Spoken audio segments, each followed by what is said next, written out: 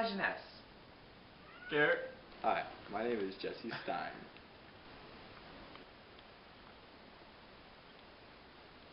My name is Pharrell. Oh. And we are the Three Baboons, here to bring you Newton's three laws. Wow. Here to start, I'm going to be explaining Newton's first law with a demonstration I have outside. Before that, let me explain to you what Newton's first law is. So, Newton's first law states that the net force acting on an object, if it is zero, the object will maintain its state of rest or constant velocity. So in other words, an object that is not moving will not move until a force acts on it. Example like gravity or friction or wind or factors like that. An object that is moving will continue to move at a constant speed in direction until a force causes it to change. Like I stated, gravity and friction and all those types of forces.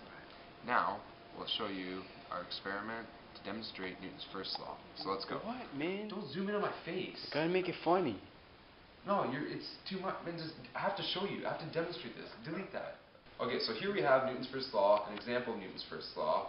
Here's our demonstration. We have an egg on top of an end roll of a paper towel with a box, and underneath is a cup full of water. Now, what's going to happen is my buddy here is going to hit the box, knocking that, making the egg fall into the water. And this will demonstrate Newton's first law. Go ahead.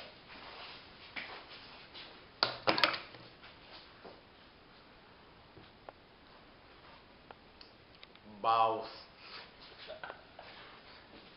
Now this demonstrates Newton's first law as shown.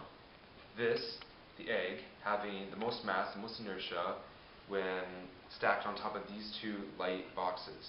Now, when smacking both boxes,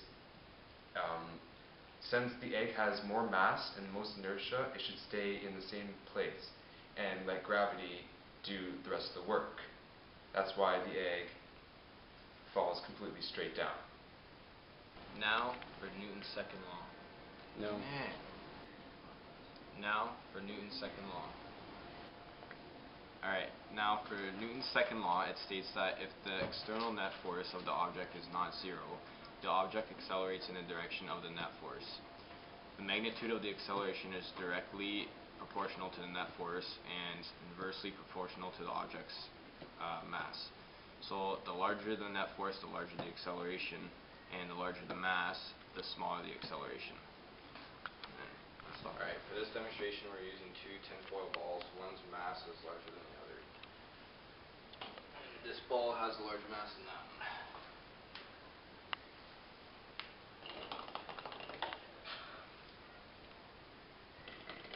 Yeah, you can't do that.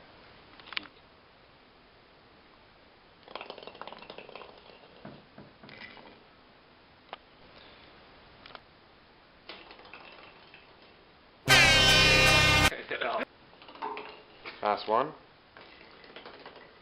Okay, this is mass 1 with greater mass. Okay, this is going to be mass 1 with the greater mass.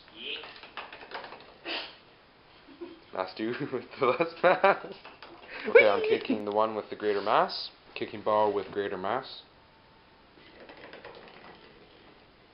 Kicking ball with less mass.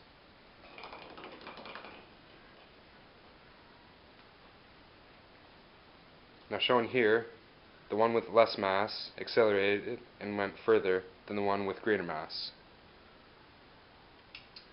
Wow.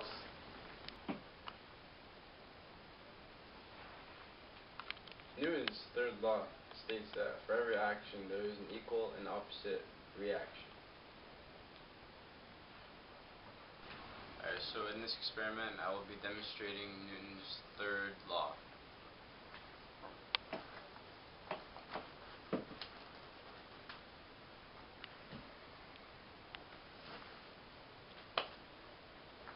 So basically what just happened is the force that was put in was the equal amount of force coming back out. So that resulted in me moving backwards, and that's Newton's third law.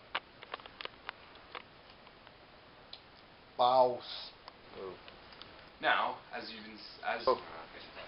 now, with our three examples explaining each of Newton's three laws, you can clearly see that how each and one works and the definition and the theory behind each of Newton's laws. And this is the Three Baboons. Signing off for this week's Physics Fun Facts. Okay.